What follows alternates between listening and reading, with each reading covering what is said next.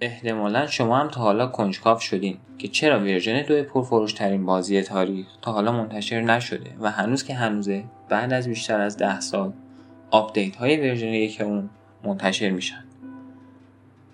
به نظرتون پدر ماینکرافت با اون همه خلاقیت و ایده های جدیدی که داشت چه اتفاقی براش افتاد که از توسعه اثرش کنار گذاشته شد؟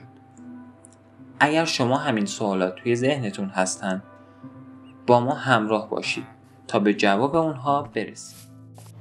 ماینکرافت برای بیشتر از 10 ساله که رکورد پرفروش‌ترین بازی تاریخ رو دست خودش نگه داشته و همچنان توی این زمینه پیشتازه.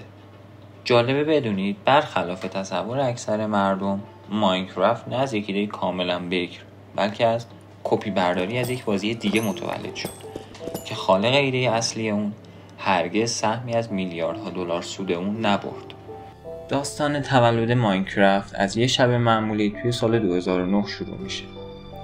شبی که توی استکهلم مارکوس پرسن معروف به ناچ توی اوقات فراغتش مشغول پروژه‌های جانبی برنامه‌نویسیش بود و هرگز تصور نمی‌کرد فایلی که توی اون شب خاص باز میکنه صنعت بازی رو برای همیشه دگرگون کنه و اون رو به یکی از ثروتمندترین افراد سوئد تبدیل کنه. اما به نظر شما چی شد که یک دفعه ایده یه بازی به این سادگی اما در عین حال سرگرم کننده به ذهنش رسید؟ قبل از ماینکرافت بازی به نام اینفینی ماینر وجود داشت. هدف تیم‌ها توی اون بازی حفر کردن به درون زمین، دستیابی به بلوک‌های با ارزش و آوردن اونها به سطح بود تا بتونن امتیاز جلب کنن. بازیکن‌ها اما مسیر کاملا متفاوتی رو انتخاب کردن. اونا صرفا شروع به ساخت و سازهای تفننی کردن و این جایی بود که زک احساس کرد کنترل بازیش رو از دست داده و بعد از این تصمیم گرفت توسعه اون رو به کل متوقف کنه. آقای ناچ که خودش از بازیکنهای اینفینی ماینر بود فوراً متوجه شد که پتانسیل واقعی این ایده توی آزادی عمل برای ساخت و ساز نهفته است و او با الهام از اینفینی ماینر و با استفاده از ایده های قبلی تنها ظرف 1 هفته نسخه اولیه از بازی خودش رو ساخت و اسم کیپ گیم رو براش انتخاب کرد. توی 17 می سال 2009 ناچ اولین نسخه عمومی بازی رو توی انجمن تیک سورس منتشر کرد و فوراً به وسیله نظرات بازیکنان آپدیت های جدید رو منتشر میکرد. او به پتانسیل عظیم پروژش پی بود و تصمیم گرفت برای دسترسی به نسخه های اولیه بازی هزینه ای رو دریافت بکنه. فروش چنان بالا بود که حساب پیپالش به خاطر فعالیت مشکوک مسدود شد و موفقیت مالی باعث شد تا تمام وقت بتونه روی توسعه بازی تمرکز کنه. با رشد بی سابقه نیاز به یک ساختار تجاری رسمی هم احساس شد و ناچ با همکاران سابقش امپراتوری موجانگ رو تأسیس کردند.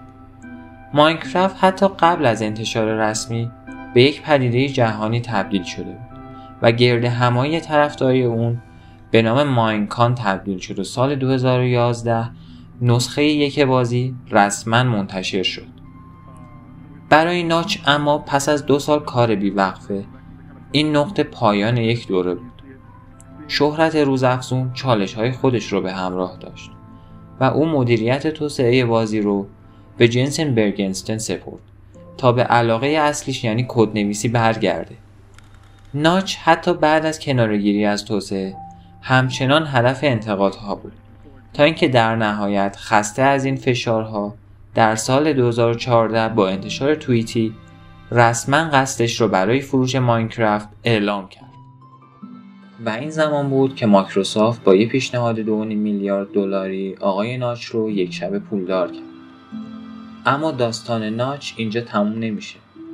سرنوشت آقای مارکوس پرسن باز هم دستخوش پیچیدگی شد تا اینکه سال 2017 مجموعی از توییت‌های حاوی محتوای تبعیض‌آمیزش باعث شد مایکروسافت اسم اون رو از بازی حذف کنه و حتی اون رو به جشن 10مین سالگرد ماینکرافت دعوت نکنه.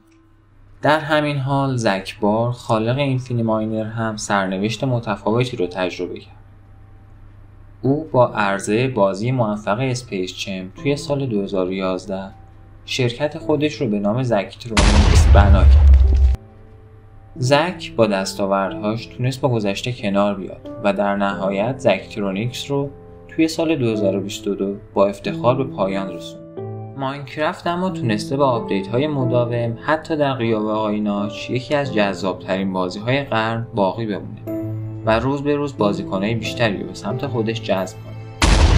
احتمال انتشار نسخه 2 ماینکرافت اون هم زمانی که هنوز ورژن 1 نفس میکشه خیلی بعیده و سایر نسخه‌هایی که سعی کردن آزادی بازیکنان رو محدود کنن مثل حالت داستانی بازی عملاً شکست خورد.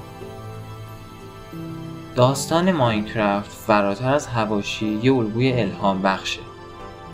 این داستان قدرت یک ایده ساده، خلاقیت بی حد و حصر و رشد خیره کننده رو به ما نشون میده. امروزه ماینکرافت با بیش از 300 میلیون نسخه فروش همچنان پرفروش‌ترین بازی ویدئویی تاریخه.